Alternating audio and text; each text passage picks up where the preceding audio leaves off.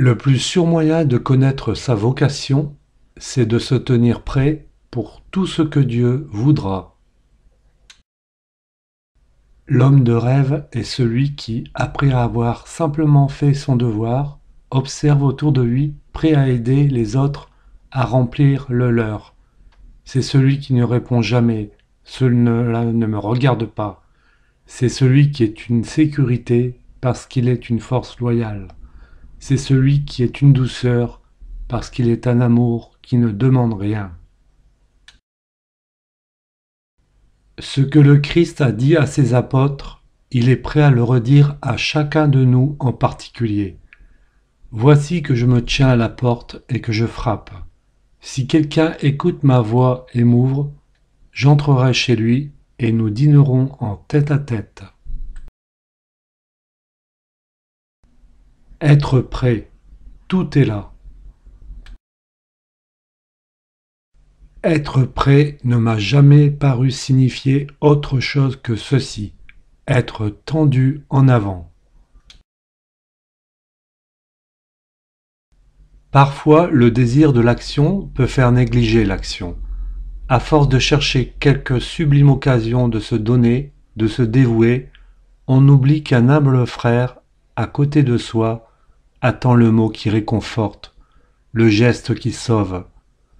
Ne nous attardons pas à contempler la route lointaine, suivons les trois sentiers. Ne regardons pas trop loin ou trop haut, mais devant nous, à nos côtés. Le bien à faire est peut-être là. Seigneur, vous m'avez placé sur cette terre pour une fin spéciale. De tout cœur, je veux correspondre à vos desseins. Voici mes forces et ma santé. Voici mes facultés intellectuelles et tout ce qu'il y a de plus noble dans mon être moral. Que tout soit consacré à votre service.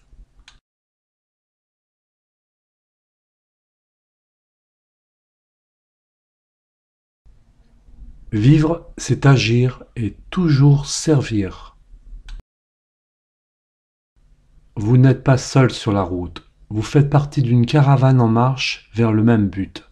Aidez-vous les uns les autres. Ce qui importe, ce n'est pas que les autres t'aident à porter ta croix, mais que toi tu les aides à porter la leur. Servir et faire servir avant soi quiconque souffre plus que soi. Vous trouverez toujours la joie si vous cherchez et si vous découvrez le secret d'une grande attitude, celle du serviteur. Les seuls d'entre nous qui soient vraiment heureux sont ceux qui cherchent le moyen d'être utiles aux autres. Faire de chaque journée une belle chose et pure, imprégné d'amour et d'ardente charité, servir dans le rang, au coude à coude, loyalement, étant fidèle à tout son devoir. Les occasions de se dévouer ne manquent pas. Demandez-vous chaque jour: à qui vais-je rendre service aujourd'hui? La meilleure manière de servir, c'est d'être bon, humble moyen à la portée de tous.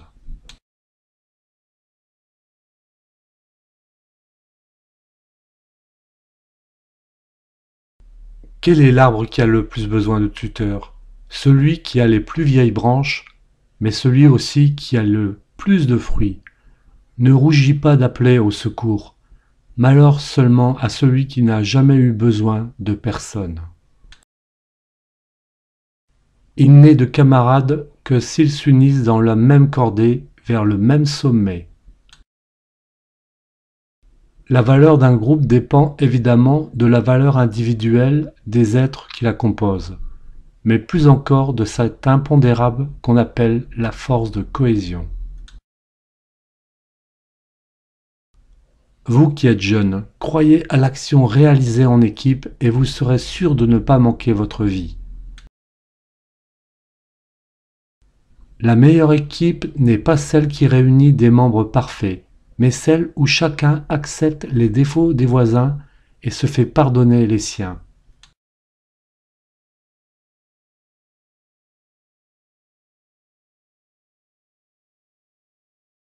Il faut être des tracteurs et non des remorques. Puissent toutes les personnes qui viennent nous voir se sentir meilleures en quittant notre maison. Jetons tout en marchant et sans regarder derrière nous qui les ramasse, idées, paroles et désirs. Il y a tant de mendiants d'idéal. N'oublions pas que nos sourires, nos remerciements, nos menus témoignages de reconnaissance comptent pour beaucoup dans la conception que nos voisins se font de l'existence. Que votre journée, votre semaine, votre année, votre existence n'ait pas pour but la feuille de paie et ce qu'elle donne, mais ce que vous pourrez donner aux autres, changer pour les autres. Marchez devant, toujours devant, comme le pilote, être aussi mécanicien, radio, navigateur. Restez debout quand les autres s'assoient. Sourire quand ils serrent les dents. Donner sa flotte quand ils ont soif. Et son cœur quand ils n'en ont pas. Porter la fatigue des faibles. Éclairer ceux qui sont dans le noir. Espérer pour 6, vouloir pour 10. Puis, le soir, quand tout se taise, parlez pour eux au Seigneur.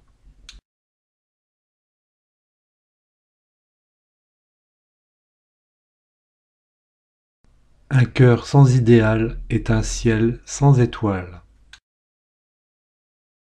Ayez un idéal, c'est le seul moyen de faire quelque chose et d'être quelqu'un. Un idéal bien choisi devient la grande lumière et le grand bienfait de la vie. Les grands hommes, les génies, les saints n'ont fait de grandes choses que parce qu'ils étaient inspirés par un grand idéal.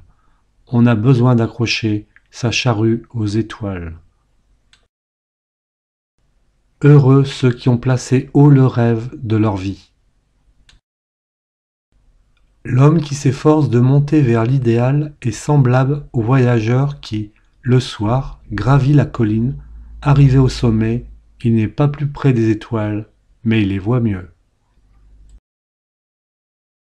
À tout instant, à toute minute, ne cherchez plus seulement la volonté de Dieu, mais ses plus secrètes préférences. Non plus votre rêve, mais son rêve, celui qui a formé sur vous de toute éternité. Prendre une devise qui évoque notre idéal et rassemble nos énergies dispersées. Répétez souvent la devise. S'imposer des actes en rapport avec la devise.